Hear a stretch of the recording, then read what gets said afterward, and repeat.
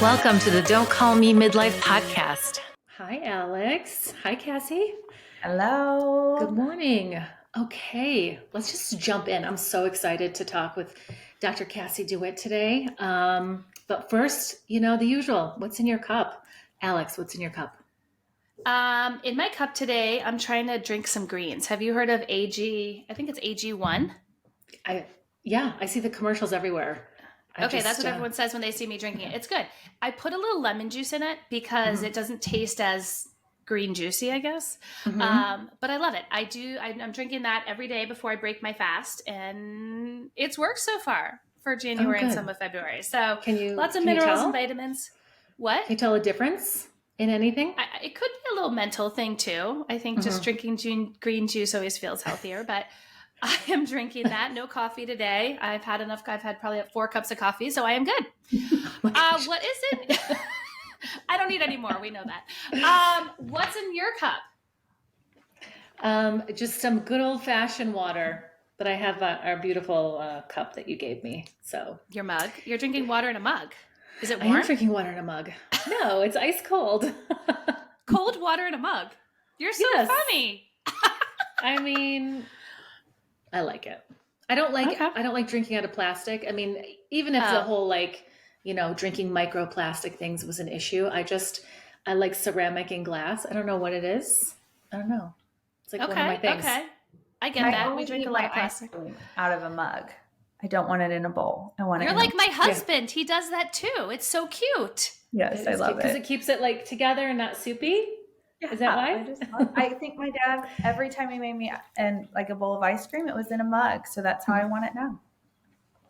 That's so cute. I love that. So what's in your cup today? Do you have ice cream, Kassie? What do you have? Oh my gosh, no. As I enter midlife, ice cream is low on my totem pole. It should be high. It should be high. Yeah. Well, it doesn't treat my stomach the same way it did in my 20s, right? So in my cup today is a tart cherry juice topped with Topo Chico, carbonated water. I drink it oftentimes before bed. It helps with insomnia, kind of relaxes, feels like a mocktail. But I'm seeing if it can settle my tummy a little bit. I've seen that recently, Kassie. Is it like an adrenal type of cocktail? Is that what it is for your adrenals? I think so. I think it's helpful just all around. I started drinking it about a year ago because I was having a lot of anxiety before bed. And I saw somewhere, probably on TikTok, honestly. That's where I learned most of my life hacks. Try it. That really work. Yes. And I loved it. And it did help me with my sleep. But I like the carbonation of the water.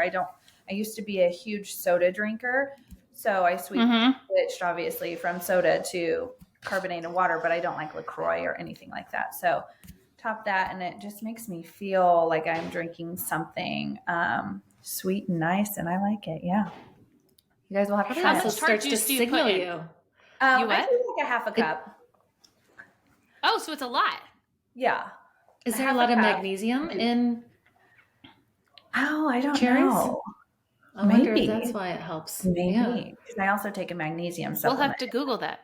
I might be asleep by 3:00 today, but we will, see if it, Well, hopefully we'll make it through this podcast.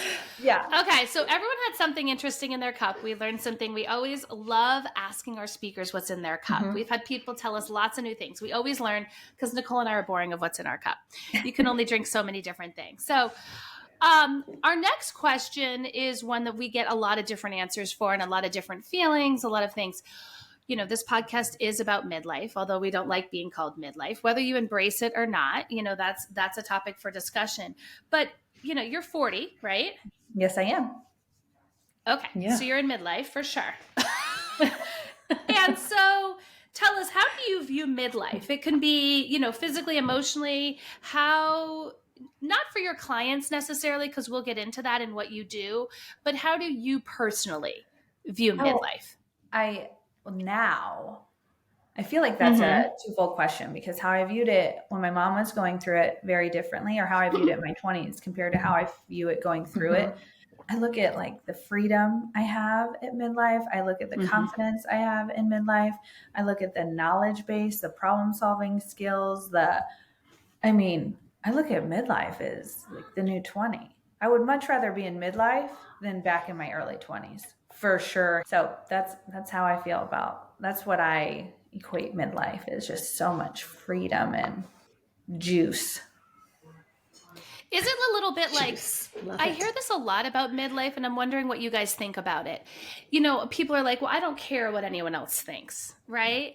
And I don't it feel that way. almost sounds, right. It's not like it's more the freedom, what you're saying. It's like, we do care about what people think, right? Sure. But it's that freedom to be who you are, like unequivocally yourself. It's not giving us the right to, be mean to people or whatever, but it's following who you are really more at your core, and maybe not what you're supposed to be or supposed to do, right? Like it's not that you don't care about what people think. I would love to get to a point where I don't care what people think, but I don't know if I'll ever reach that. I think I have the problem solving skills to take in whatever comment they have to say, especially working on social media, reading it, analyzing it. And before I get been out of shape, I'm like, okay, I can problem solve through this. Where before it would have just devastated, ruined my life for the week. Yeah. And go cry in a hole. Yeah. Now I'm just like, oh, what a waste of energy, Yes. Because usually it's about them, right? It's not about you. Yeah. I've noticed another thing is people say, oh, they're just hurting inside and they're this. And I'm like, I don't care. I don't care. And I'm okay with that too. Before I'd be like, oh yeah, that is so sad. I hate that. I think the way people speak to you is how they've been talked to in their life. And that to me makes me sad with some of these people and comments you get.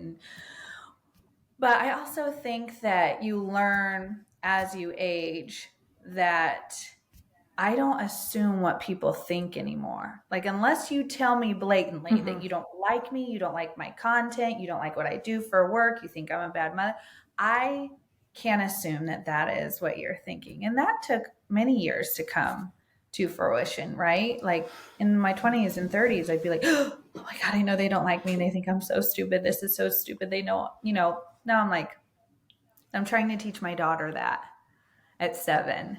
Yeah. I think it's okay to be misunderstood.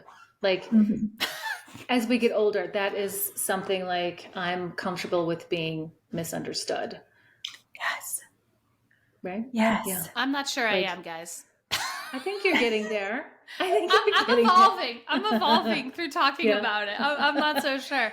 But especially, you mentioned a little bit, all of us are on social media. We get good feedback. We get bad feedback, right? Especially with you being a pelvic floor expert. I think probably about what you talk about, there's, people have opinions about what you talk about because you're giving your opinion. And I love the way you deliver it in such a digestible way about what you're talking about. You are so relatable to midlife ladies. And that's why Nicole and I were so excited to have you on. So can you explain to our listeners, I think everyone's going to find this really interesting. What is what does that even mean, Kassie? Like, what is your pelvic floor for people maybe that don't know? Sure. So your pelvic floor is a hammock of musculature at the bottom of your core. So it is the musculature that is responsible for keeping pee and poop inside of you and then allowing it to release with permission only. Urine should only leave your body with permission. It helps with sexual function. So orgasms, enjoying being touched in general sexually in that area. It helps with support of your vital organs, your uterus, your rectum, your bladder. It helps stabilize your hips and spine. It's one of the most, in my opinion, important muscle structures of our body. Somebody does Kegels. Is that engaging? Like when you're doing a Kegel, is that engaging the pelvic floor, or is that something similar but different? Yeah, I'm not a huge, and you'll see on my Instagram account, I'm not a huge advocate for let's just sit around and do Kegels because nobody knows how to do a Kegel, honestly. And I say that with so much love and respect. but I practiced in clinic for so many years, and people were like, am I doing it? And I'm like, no. But we're not taught how to do it, right? So how are we supposed to do it? And then everything, a lot of times our care team, at least my care team in the beginning, would say, oh, just Kegel. And I'm like, okay, I don't know what that means. But yeah, Kegeling is the activation of the pelvic floor. So the pelvic floor is a muscle. That's what you're saying. It's a group of muscles. Okay. So can it be strong or weak? Yep. Just like your bicep, right? You never want a tight pelvic floor. I think that's a really strong misconception women, physicians, men use. You want a tight pelvic floor. You want a strong pelvic floor. Tight pelvic floor typically equals weak and pain. So just like with any other muscle, if you think of any other muscle in the entire body, if you describe it as tight or, not functioning the way we want it to, we want it strong. We want all our muscles strong. So how long have you been working with pelvic floor muscles? Well, I started my pelvic floor journey when I was 16. So I was full bladder emptying, leaking urine, pelvic organ prolapse of the bladder and rectum by the age of 19, painful intercourse, constipation, all by very early. Like my first time leaking urine, I was 16, serving a volleyball on my high school volleyball team. So then it came to urgency, frequency, nighttime wakings where I was up 5 to 7 times a night trying to get through high school that way. Had significant endometriosis, but I didn't know of pelvic floor for years. Even though I went to the doctor at 16, as soon as this started happening, nobody gave me an answer for years that was an answer that was helpful to my quality of life, helpful to my pelvic floor dysfunction. So I knew pretty early on that once I met my pelvic floor therapist, I was like, I think I could do this. Once I figured out it worked. Initially, I thought she was nuts and that it would never work. And then once it did work, I was like, oh, I could totally do this. I could help people. So what did she say to you, or how did you, I always thought your pelvic floor changed after you had babies. I didn't know it actually could not be strong from the get-go. So that's a lot to go through at that age, right? Your body's going through a lot of stuff. So what were some of the things that she said you recommend? What can you do if you feel like you're leaking urine or, Yeah. So when I first went to my physician, I was introduced to medication and surgery. And in that same visit, my physician, my woman physician, and I say that because people are like, oh, men. I'm like, no, the man physician is the one that saved my life. But this woman told me it was normal and I was just getting a head start and not to get surgery on my prolapse until it got worse or after babies. And so when I met, and I had surgery, was on every kind of medication, was put in menopause at 22, went through all these different things. So when I met my pelvic floor therapist and she was like, okay, this is your bladder, this is your uterus, this is your rectum, these are your muscles. We're going to breathe. We're going to make it stronger. We're going to be intentional about our movement. I was like, oh my God, this lady is nuts. Like medication didn't work for me. This breathing stuff is not going to work for me either. So she just taught me these habits that how I had trained my bladder unintentionally to act the way it does. So I was rushing to pee. I was pushing to pee. I was peeing just in case. I was anything to avoid urine leakage, avoiding that embarrassment of smelling like urine, having to change a pad, leaking through a pad, those things.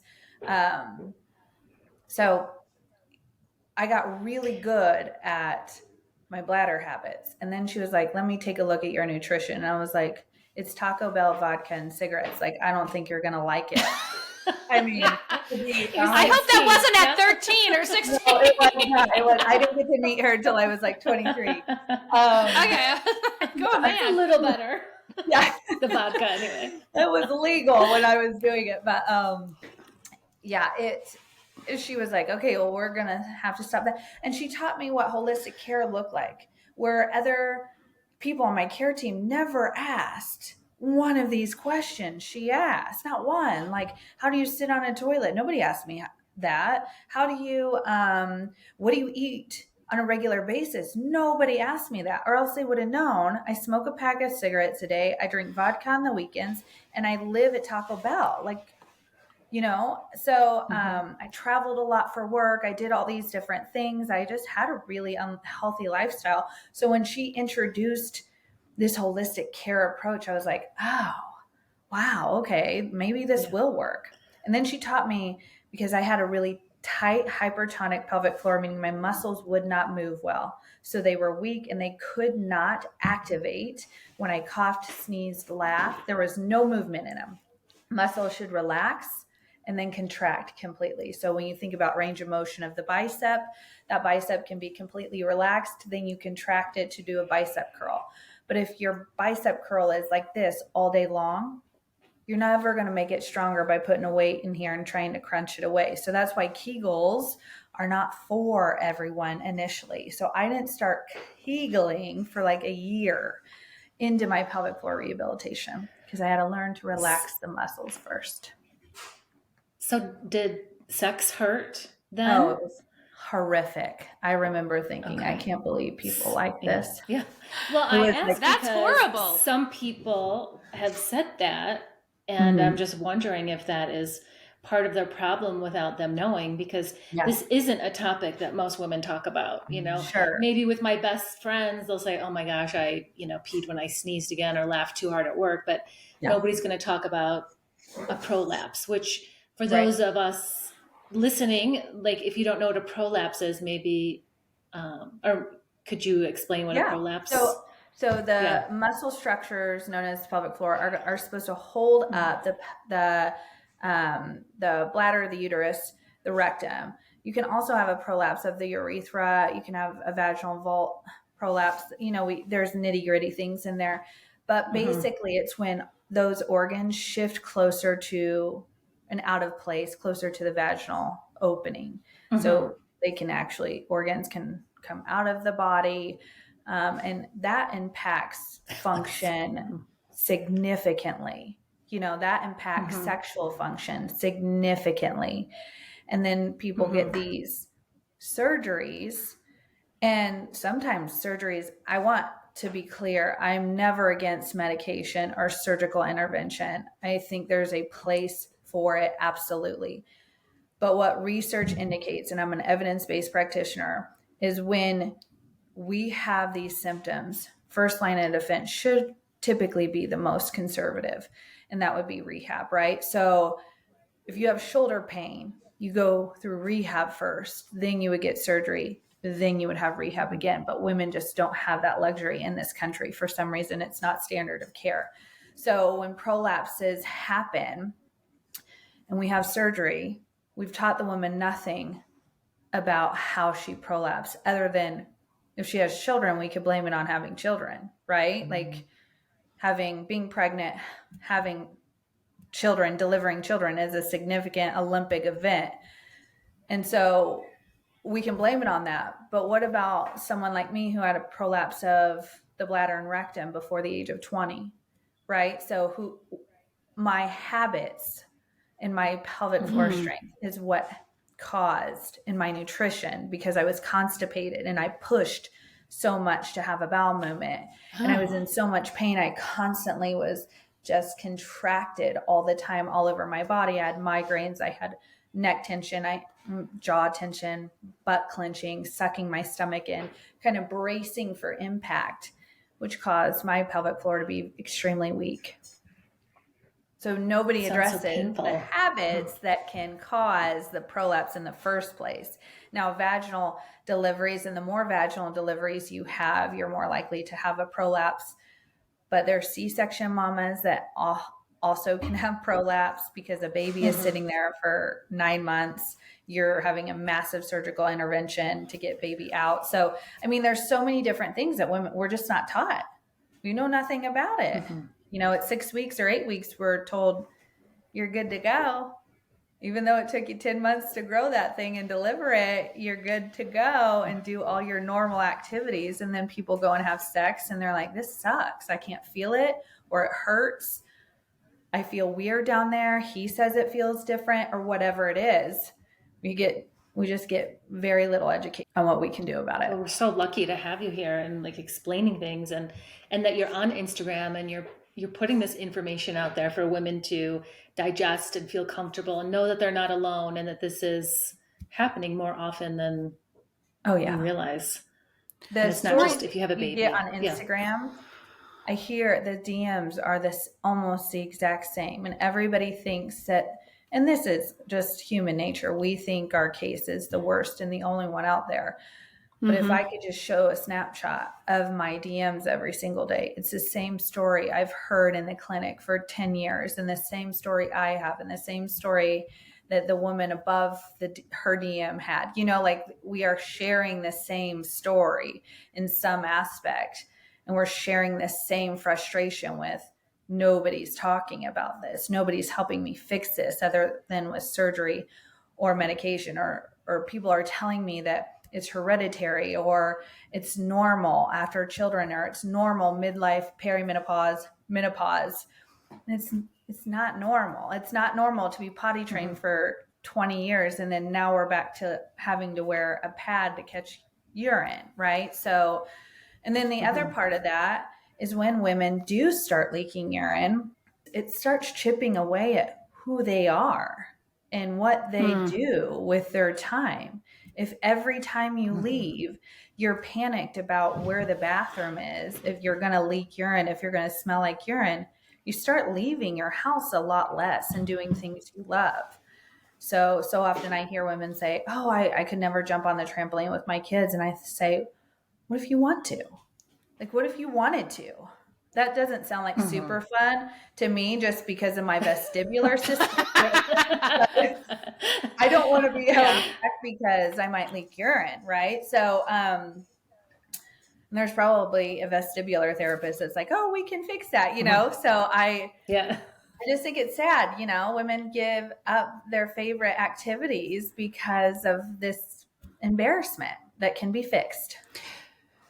So this isn't necessarily something that happens to all women. You know, as we enter midlife, there's certain things, you know, your skin changes, this changes. What you're saying, is this correct, that because of this holistic approach, maybe it's your diet, maybe it's, I don't know what the other things are, this could happen to you, or you had a baby, right? Maybe this did happen to you from having a baby. Yeah. But it doesn't have to be that way, right? There are things that you can do, especially because I want to say we are around Valentine's Day. So we want to make sure that everyone has a good Valentine's Day, if you know what I mean. So what are if someone, you know, I know people that are close to me after they had babies, you know, just like you're saying, like the trampoline. I've done an exercise class with a friend and she's like, I can't do jumping jacks. And I'm thinking, you know, this hasn't happened to me personally, but I'm thinking, why can't she do a jumping jack? So if someone is feeling their, you know, a lot of the things or a little of the things, what are some of the easy like wins, the things that people could do? And how does it, like, I'm curious, how does your diet affect your pelvic floor? Okay. So we know that first to grow muscle, right? Or to improve muscle strength, we need a good diet, right? Like that is not any different from if you're growing your glutes or you're growing your hamstrings or your biceps or whatever it is. It's just, we don't think about it. So having a good non-processed, high protein diet is super important to help gain muscle or help improve strength.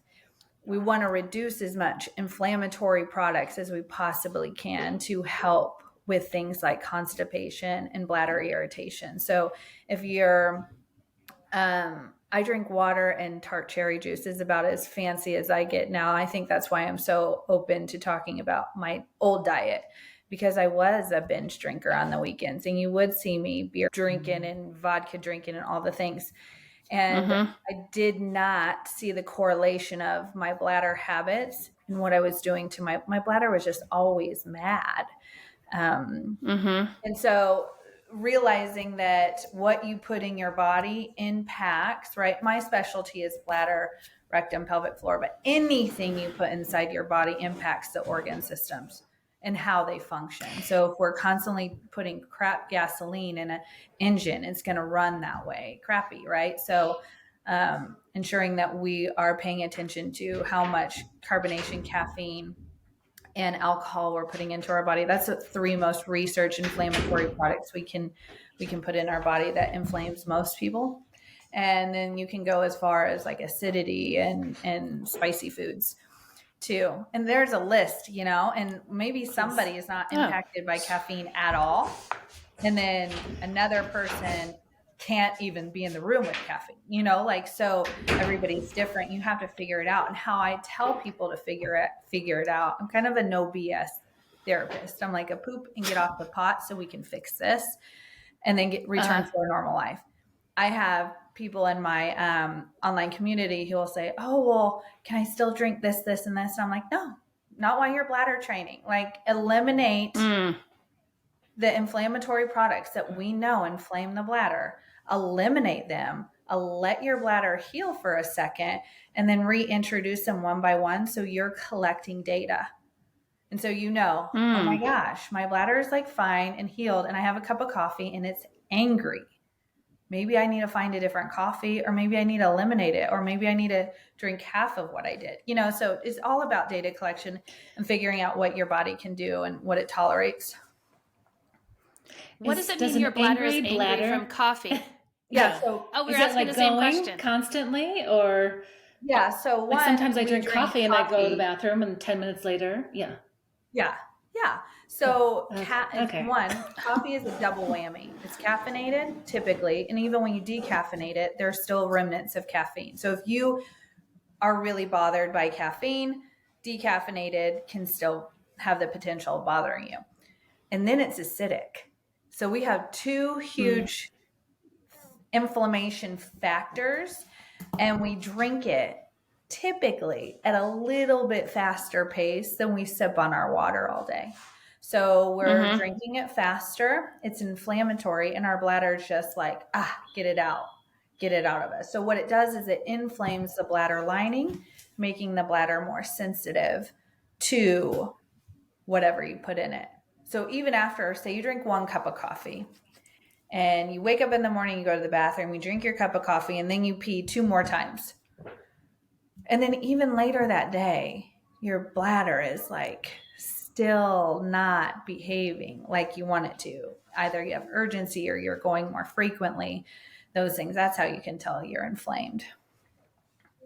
Is it common for women to think they have a UTI when it's really just like an angry bladder? I know that there's more with a UTI, like maybe a burning sensation, but that frequency, urgency.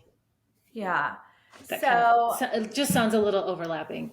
Yes. So, and symptoms.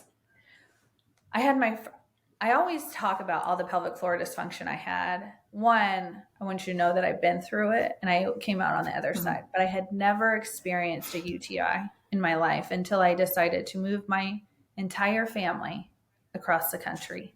And the day we moved, I got my first UTI, and I have never experienced something so awful.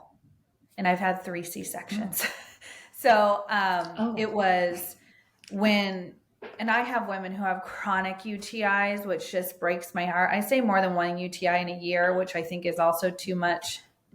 Infection in your body like that is just too much. I have women that have them just chronically, and they might have built up a tolerance somewhat to have symptoms mimic urgency and frequency, but UTIs come with so much pain. But I have met people who are like, I don't have any pain. I don't have anything. Oh, okay. But urgency and frequency is going to be more chronic. It's going to be every day. You're going to see it revolve around what you're eating and drinking. And we train our bladders. This is the hard truth, is we train our bladders to behave the way we want them to behave. But what's unfortunate is our sweet mamas had no idea. They were just teaching us what we know. But one of the worst habits we can do is pee just in case. So peeing just in case. We all know. We've potty trained kids. And you say, go potty just in case. We're getting ready to go to Target. Last thing I want to do is go into the Target bathroom with 3 kids, right? So go potty just in case. Or we do that to ourselves. We don't want to use a public toilet. We don't want to have to stop. So what that does is our bladder is supposed to fill up completely, send a signal to our brain, and then we empty it. When we go just in case, and the bladder is like a fourth full or half full, and we empty it, our bladder is making those marks and saying, oh, she wants us to empty it this time. Oh, she wants us to empty it this time. So then it starts sending signals, or, oh, before we go to Target, we go to the bathroom. Now we have urgency and we have a trigger, right? So a lot of times urgency is also called key in the door syndrome. It's triggered by something, a front door, a running water. That's why we don't pee in the shower. Whatever your trigger is for urgency, pulling in your driveway, we have trained our bladders to do that. And people will say, I've done this my whole life. I can't even remember a time I didn't do this. And it's like, oh, because we were trained that way. Bless you. So our parents don't know any better. I still, as a pelvic floor therapist, knowing everything you're supposed to do, I'm still human. And I'm like, do you need to go potty? What is your bladder saying? That's what I tell my kids. I have a 7, 5, and 2-year-old. And I'm always like, what is your bladder saying to you? Are you listening? Are you respecting it? So that's the language I use with my children. But I really want to go potty just in case, because I don't want to pull the car over. Right? Is it the same for boys and girls? I mean, I know this is a podcast on midlife, but I just have boys, and I'm wondering, absolutely, should I start changing the way I talk to them? Absolutely. They have pelvic floors. They have the only difference when I trained men in my clinic, their urethra is longer. So how we always want to empty a full bladder, right? So you can get a hat and you can measure it and you can do all the things. But what I tell people is low maintenance as you can do it, less resistance to training. So let's count 1 Mississippi, 2 Mississippi, 3 Mississippi, 10 Mississippis. I know, super scientific, is what I would say a woman's full bladder is. Okay. You want your urine to be like a light lemonade color. So if we're hydrating well enough, we should be able to go every 2.5, 4 hours. Your urine should be a light lemonade color. Urine should never leave your body without permission. And you should never push to pee. Any pressure we're pushing down, delivering children, pushing to pee, pushing to poop, can cause pelvic organ prolapse. So we need to change the position on the toilet. But with men, their urethra is much longer. And so they might take 15 seconds to empty their bladders. But everything else is the same. I teach them, and men even have it easier, because one of the things that is so challenging with making your pelvic floor stronger is we cannot see it.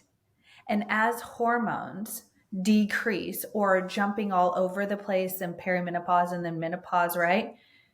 Sensation, lubrication, everything is starting to decrease, and we don't know up from down half the time. So we're like, are we squeezing? Are we pushing? I don't know. But a man can watch his penis flex, and that's how he knows he's doing a Kegel. Get out. Oh, interesting. Yeah. So tell your men. What, Kassie? Because it's so important. Let's see it. Yeah. You're like, I want to see it. Show me your reps. Yeah. It's so important for men to also strengthen their pelvic floor, because unfortunately, when muscles are weak and blood flow is not as good as we age, erections become harder to hold or keep and get started. So it's important for them too to exercise their pelvic floor. So, and they get to That's see good it. to know. Like, flex your penis. You can see it. It's so much easier for you. Oh my God. We're all going to go home and do that tonight. We're all going to do that. Okay. Our husbands will thank us. Thanks to Kassie. What do you think about, Kassie, when you talked briefly about the, so how you sit on the toilet? Do you like that squatty potty thing? I was literally going to ask that. I'm a huge fan. Because I know a lot of people love that. And I was looking at it the other day, and because the way you're positioned, it's just, you're not putting the pressure or the stress on. Yeah. So right. Toileting. Okay. So here's twofold. Some people will say it doesn't really impact urination because the anorectal, angle.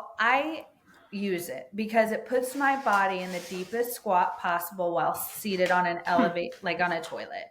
Our toilets, especially in our culture and Western culture, are getting higher and higher and higher because we are less mobile.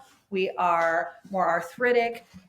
That's not how they sit to go to the bathroom overseas, right? So those people move so much more.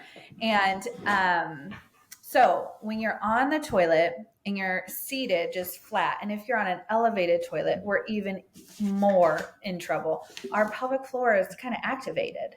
So we're in a supported squat. We don't want to be leaking urine in a seated position, right? So our pelvic floor is kind of activated. When we put our feet up on a squatty potty, or tushy is a really good one if you're more longer legged, because it allows your feet to kind of fold over, and then it can adjust different heights. But when your knees are above your hip joints, so if you put your feet up on a squatty potty, that knee angle reduces the angle in your body. It relaxes the pelvic floor. It puts you in the most like deep squat position, the most vulnerable position too, especially if you're a woman. We aren't sitting on the toilets longer than 5 minutes, ladies, especially, and men shouldn't either because they also can prolapse with hemorrhoids. I know, right? But they do. They do. They sure do. Imagine my poor husband has to live with a pelvic floor therapist. Oh my God. What are you doing? Yeah. You're like timing him, Kassie. You're like, okay, time up. Off the toilet, and are your feet up? I think I say that all the time. Put your feet up. So we don't want to sit on the toilet longer than 5 minutes. If it takes you longer than 5 minutes to poop, we need to get up, walk around, look at our diet. Constipation is not normal. And being told or given a diagnosis that you have constipation is not helpful. You know that. So, or if you have IBS or something like that, always dig really deep to get to the root cause, right? Like, I know my stomach hurts when I eat certain foods. How can I fix it? Those are the questions I want you asking your care team. I don't want a medication to fix it for a long term. I want to know how I can change my diet to fix it. So I've seen constipation patients for years, and we'll obviously change position on the toilet. You can rock back and forth, make sure your diaphragmatic breathing. Never close your mouth and push. If you have to give a little push to get rectum like woken up, that's okay. But mouth is always open because we want air to escape. Anytime air can't escape, it's just going to push against those organs, and you don't want them to come out. So much good advice here. Yeah. So much good advice. We could talk to you for so long. I just have one question. Really fast because midlife and how Valentine's Day is coming up, because it's really important. I think as women, as we're aging, gracefully, beautifully, we're getting more comfortable in our bodies. A lot of times caring for the vulvar vaginal tissue is super important. And there are so many products out there that I just can't believe it's even legal to sell these. I mean, they take advantage of women worried about. Like they're bad. You're saying they're bad. Terrible. They're absolutely terrible. And they get into our vulvar. Like what? I wouldn't put Vagisil or Summer's Eve or really anything you just turn it's like food. Like just turn the label over and read it. And if you don't know what it is, your body is not going to know what it is. And if you just Google what these ingredients are and why are they used. So now I have tried everything organic, from toilet paper, paper towels, and there's some things that just don't work yet. We have not gotten to that technology, but things that to care for our vulvar tissue, like we don't use soap to get rid of smells. If we're having a significant odor, we have to take a significant look at our nutrition, how we're caring for our vulvar tissue. And the first thing I tell women to do is stop using soap past the labia majora, which if you've watched me on social media, those reels always go viral and people are very protective over their washing habits. So we want to use soap inner thighs on top of mons pubis, like where pubic hair is. but we don't. And then we need to keep the tissue moisturized. So use a coconut oil or use, I love V Magic's pH balancing wash, especially if you are perimenopause, menopause stage of life. V Magic pH balancing wash, again, all external, because our vaginas are so incredibly smart. They are self-cleaning ovens. We don't need to mess with that. My mom used to say that. I didn't know that. Yeah. Huh. Yeah. Because our moms came from the generation of douching, which is, maybe my grandma's, I mean, people I think know now not to douche, but we're still using the loofahs with the liquid lavender smell. And I'm like, ladies, our vaginas should not be smelling like a flower shop, right? So you want to smell flowers, you go to a flower shop. I think, and it's also like super important to know that our bodies are constantly communicating with us. So if we have an overwhelming odor, when I tell women, I'm like, if you're going to the gym and you're in leggings and there's no way for air to escape, guess what? You're going to have an odor, just like you will in your armpits, under your boobs. It just is what it is. Take a shower, wash it off with water, and you're good to go. And then as estrogen leaves our body, that sweet party animal hormone of estrogen, as she decreases and leaves our body, that is our natural lubricant. So using a lubrication that's healthy, like Good Clean Love, you can buy that at Target. So great. Coconut oil. Don't use coconut. If you're in perimenopause and you use condoms as contraception, do not use coconut oil, because you can still get pregnant perimenopause, and coconut oil will break down that condom quick. But don't use anything like KY jellies, astroglides, nothing like that near your vaginal tissue. Absolutely not. Okay, these are good tips for Valentine's Day, right? Yeah. And then the more you have intercourse, or if you're unable to orgasm or things like that, really look at the muscle structures, how they move. How does the tissue move around your clitoris? And we want everything to be able to move and get action to it to increase blood flow and enjoy yourself. And in midlife, we should be able to do that, right? Oh. And I think 100%. Yes. It's one of the healthiest things for us, mentally, physically, intimate with our partner. It just makes us feel good. I mean, it gives us all the happy hormones. But it also makes the pelvic floor stronger. And women believe that maybe orgasms decrease, and they can decrease because we're never taught how to continue to move the tissue and move the muscles. And if you can't feel it and you're not lubricated or it's painful, sex isn't fun. We have to figure out how to make it feel good again, how to bring back sensation. That comes with blood flow, that comes with touching, that comes with good lubrication, that comes with protecting the vulvar vaginal integrity, the skin integrity. So if your body is communicating in some way, pain, smell, something, listen to it, send me a message, and we'll figure it out together. But I want everybody having sex if that's their goal, right? I mean, especially in the 14. So they're 80s who are still like 20-year-olds. That was going to be my question is, so I did always think, okay, well, people who are older, maybe, don't have as much sex, but but you can, right? If you're taking care of your body, it is possible. That's a misconception too, right? Yeah.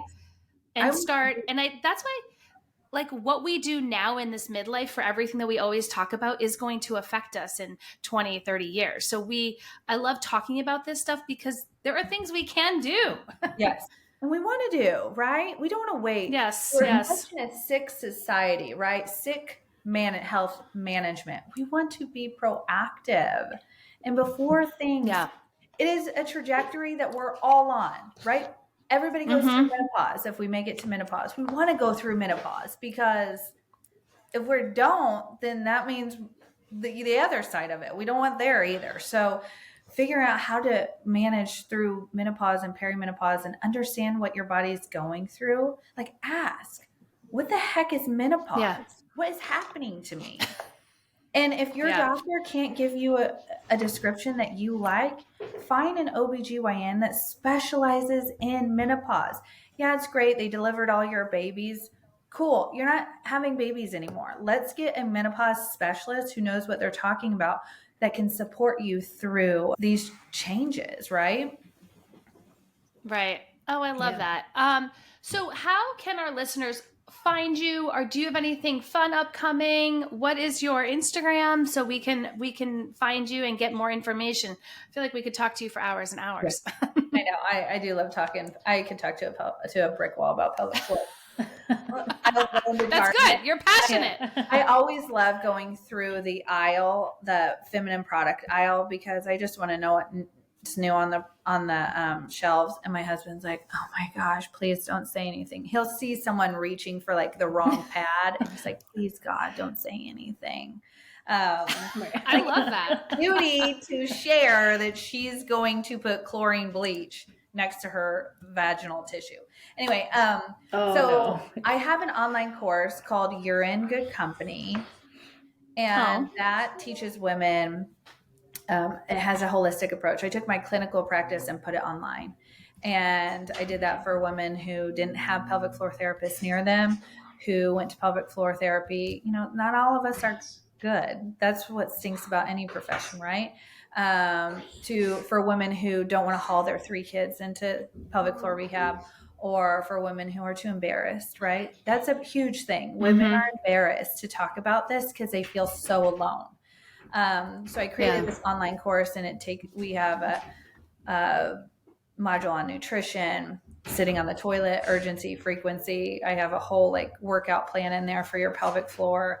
I teach you how to do a Kegel. We talk about perimenopause, menopause, products to use and not use. So it's a pretty holistic plan.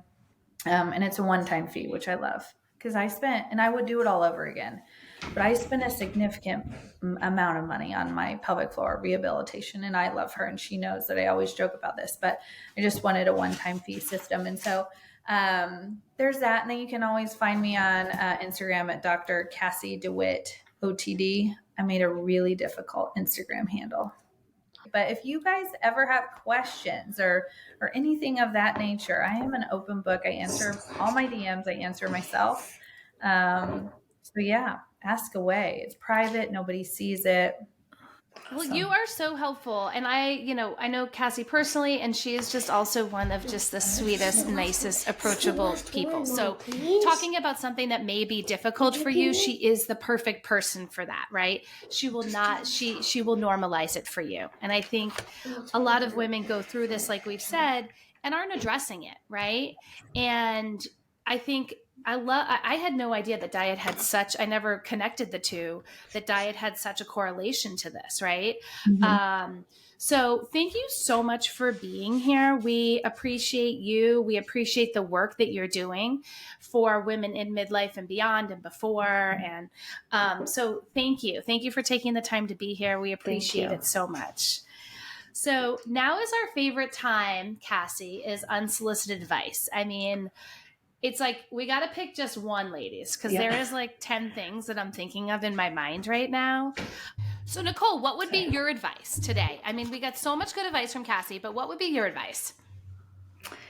Geez. Well, since we talk about what's in your cup all the time, I really think we should reevaluate and what's in our cup, because as I was listening to Kassie talk about the angry bladder, a couple things came to mind, and I'm really going to just reevaluate what is in my cup and just start paying attention and looking at the data. I know coffee for sure is one of them, but it's so hard to give up. The really cool thing is you don't have to let go of it forever. Yeah. Okay, Right? good. It's not a forever thing, Just need to retrain. You have to give up something. Again, or wine again, or vodka and cigarettes. Right. That's what you want to do. No, maybe the cigarette part, though, guys. My advice is pretty simple, actually, because Kassie gave so many amazing things. I think my advice is to myself as well. I'm going to look into this squatty potty, because I have heard a lot of my friends who really, really like it. And I think that's a little win that I could do. I think my kids are going to think, and my husband, I'm crazy. but they will experience it. And also, I'm going to tell everybody only go to the bathroom for 5 minutes. That's a new rule in our house. Yeah. Yes.